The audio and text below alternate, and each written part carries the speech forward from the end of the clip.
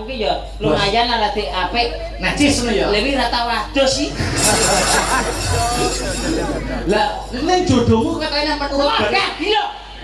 kok iso Tidak. Lah nyapa gila? Mah, lek wong kuwi ra tau sikatan lho, Mas. Kok iso ora tau sikatan ki lho. Sowan ning ndi sing nonton. Ya Allah, iki wong tok.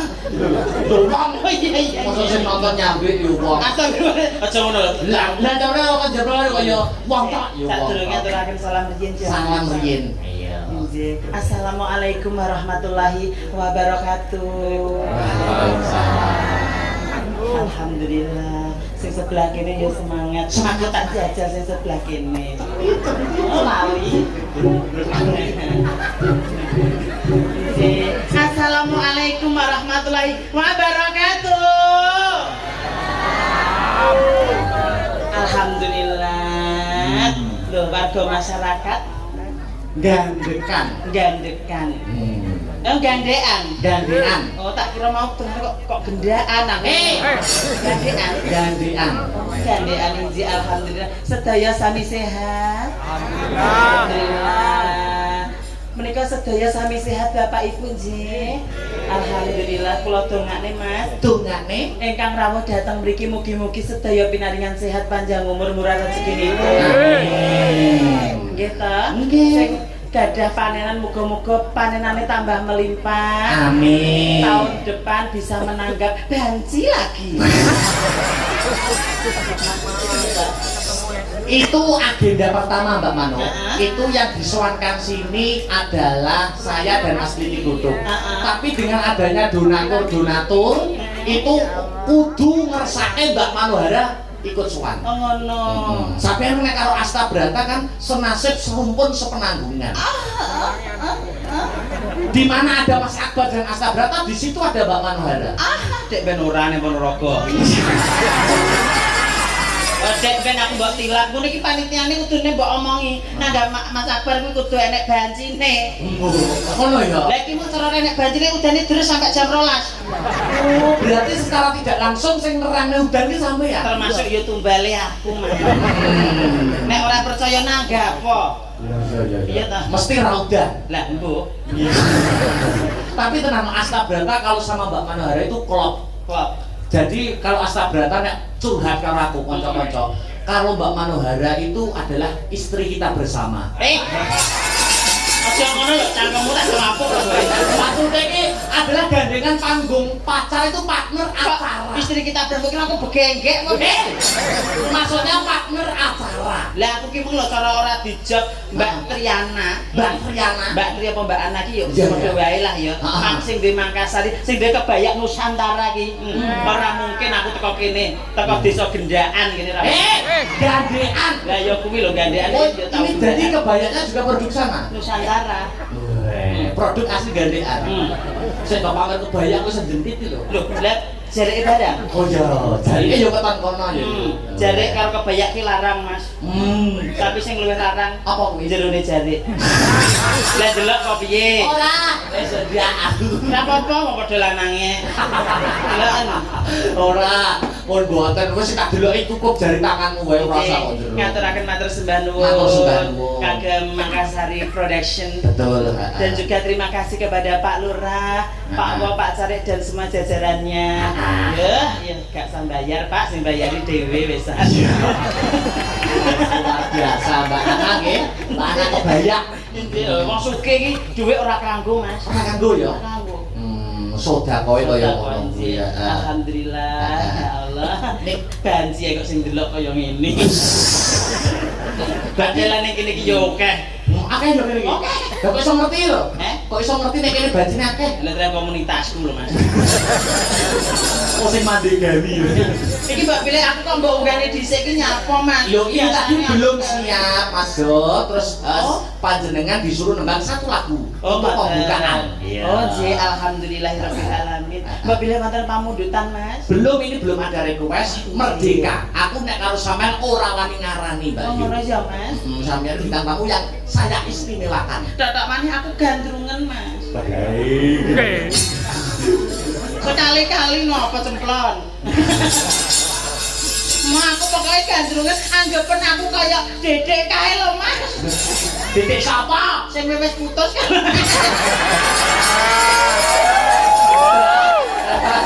Iya kan? Jurus terakhir. Loh, piye. Tenan lho, nek jatone kene udan ki suwe.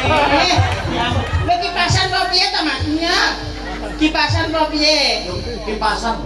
Lah, ngono lho Mas. Kok guyune apa to? Ya ora apa-apa Mas. Kipasnya apik gambarku ngono lho Mas. Wow, to. Ya apa lho? Iki lagi wifi no. Oh iya. Sih. Aku gandrungan kaya iki lho Mas kae. Bang apa? Ya kaya iki kae lho. Aku wis lali. Kayak kipas kalau kok mbok gandeng ini kalau Mas, mbok gandeng ini ngene ning ngarepe apa joglo-joglo. Bar kuwi langsing terus sok ben pegatan kan.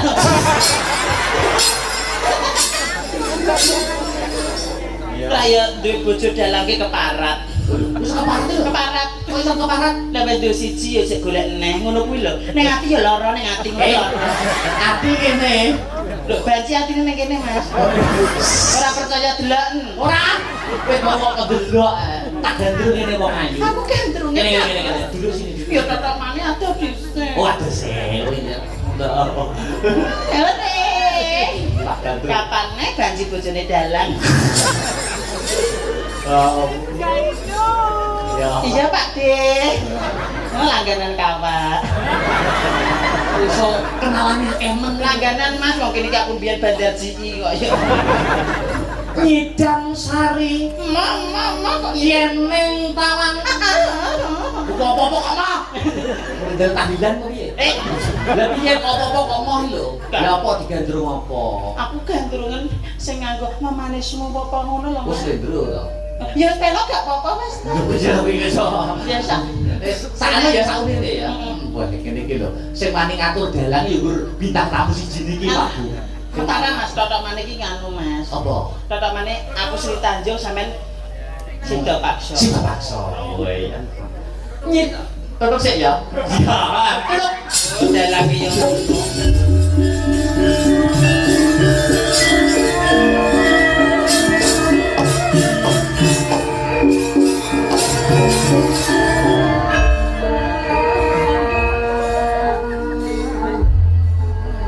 Iki aku ning taman terus delok para candi-candi iki ya Mas. Wah. Kuwi wong kok candi lho. Ya kadang maneh iki ngono. Kadang maneh iki delok candi-candi terus iki dalanane makadam ngono lho Mas. Terus aku nembang sangat minor ini ya. Heeh. Ya. Itu terutama pemandangannya sangat indah. Iya. Candine kok enek sing candine kok enek sing kowel untune. Nyidang sari kekidung memane. Aku nek langsung ngono mah. Lah piye to? Tok kesana. Sri Tanjung ngono lho Mas. Sri Tanjung. Urung terus sik. Oh, angel landenane. Au. Tanjung. Kang Mas. Ngadeg kok sik mau ora ngadeg mau. Kene lho. Ya tapi ngadeg. Ya kene. Ngadeg sik. Tanjung. Mereka sinten nggih? Kakang Sida Paksa. Itu siapa? Sida Paksa. Oh Sida Mora. Paksa kok Sida Mora. Rene omongan.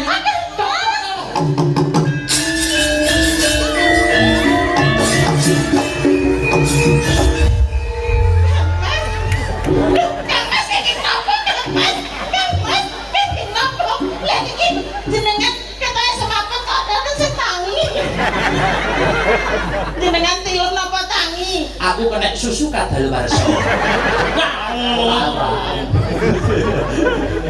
Kang Mas. Bisa.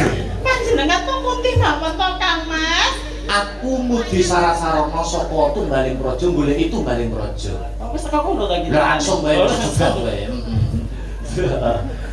Aku sak sejatine wis kapang karo jeneng sira. Wah, ngoten Kang Mas. Ayo lho. Aku wis kangen karo jeneng sira. Kula nggih kangen lho Kang Mas, mosok to nembe dadi manten lagi orang dina wis ditinggal 5 tahun lho. Lah ayo ngene iki malih buntet meneh. Wong yo wit biyen buntet iki. Oh iya lanang. Nanging aku entuk kabar kang sumebar pawarta Kang Warata. Apa Kang Mas? Apa bener jeneng sira Tanjung kuwi laku sedeng? Kimochi. Lho. Ketopel kimochi. Ya berarti nganu modern ngono. Oh, iya. Berarti Jepang-Jepang. Mboten Kang Mas, menika mboten leres. Kang Mas, menika namung apus krama kemawon. Jeneng sira wani ngorek-orek batin ingsun laku sedeng karo Prabu Sila Hadikrama. Mboten Kang Mas. Jujur bloko. Mboten. Wong ayu. Mboten saestu Kang Mas. Apa sing dadi patembayamu? Apa sing dadi janjimu? Kamu bagus.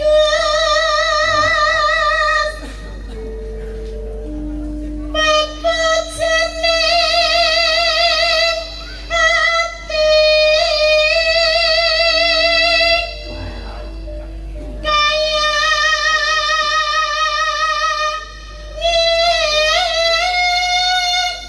Kaya wong mandang asmara.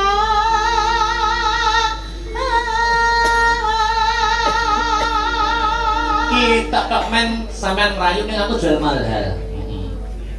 Aku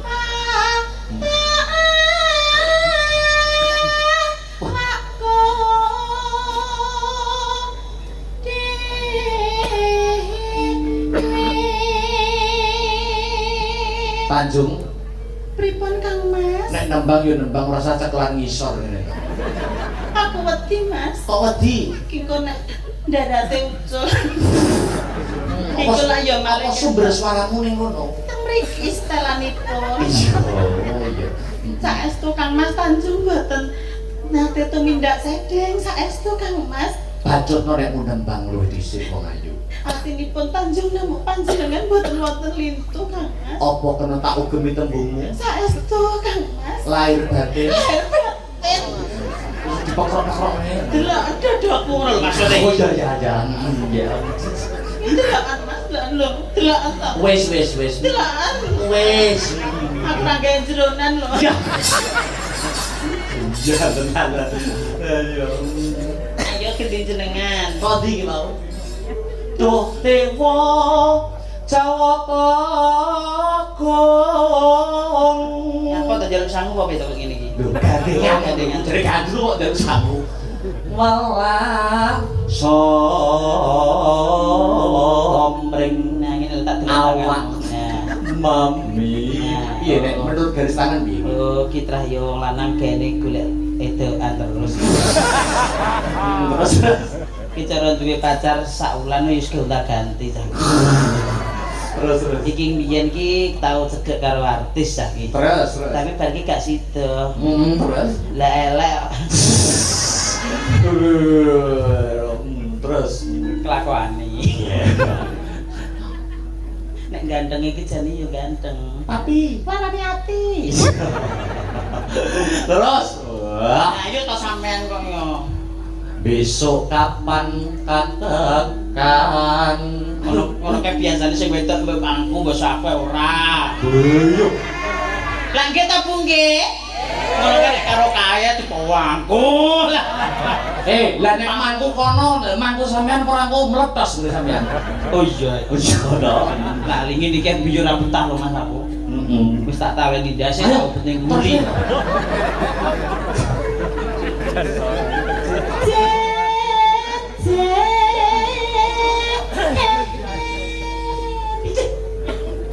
Lan wang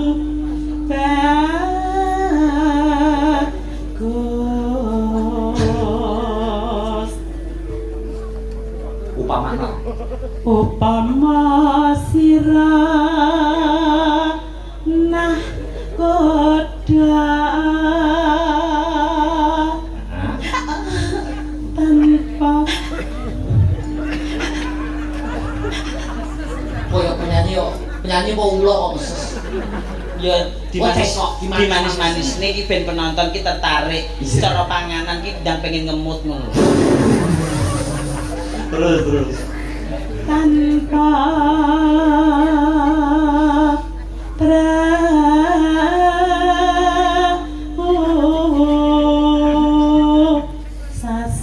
Sarah ing Jalatri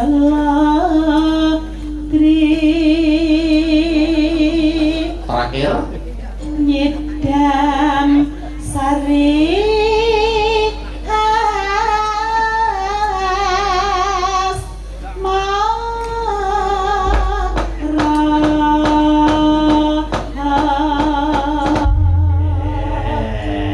bacotne wong ayu. Ah, nggih Kang Mas. Aja.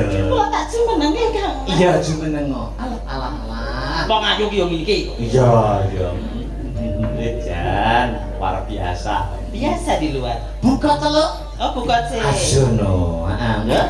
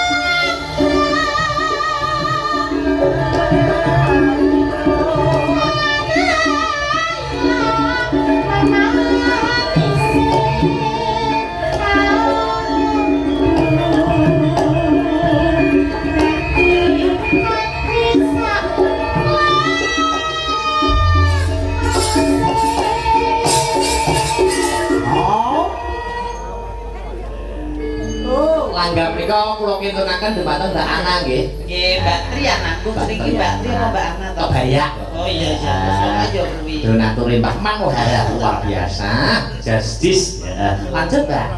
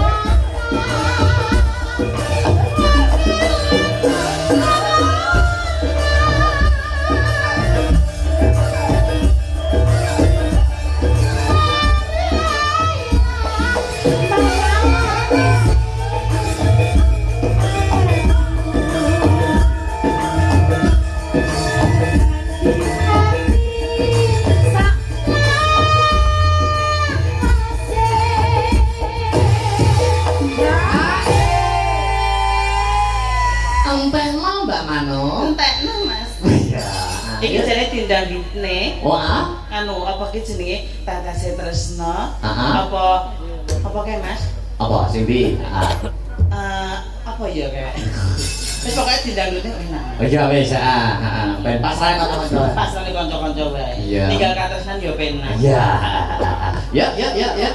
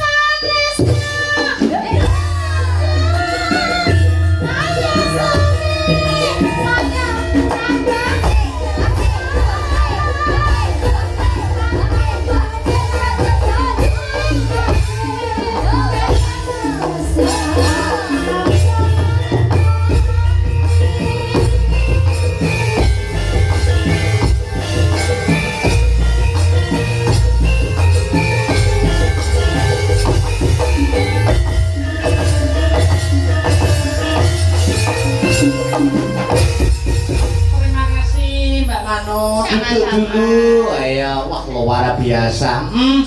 Wis ngaturake tetembangan kunjung untuk seluruh warga panitia dan seluruh warga masyarakat ing gandekan. Nduk, piye ya? Ngaturake Mas Jo ya. Sing dianti-anti kudu dadi bukti, sing diantu-antu kudu tetep lumaku. Kanca-kanca pemusik cawisno tetembangan sing penak. Ayo, Bu Nurmati Mas Jo. Mangga diral sik ya.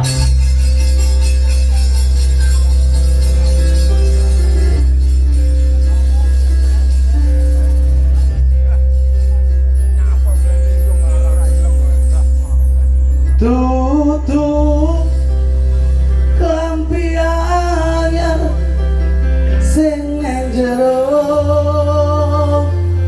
lemariku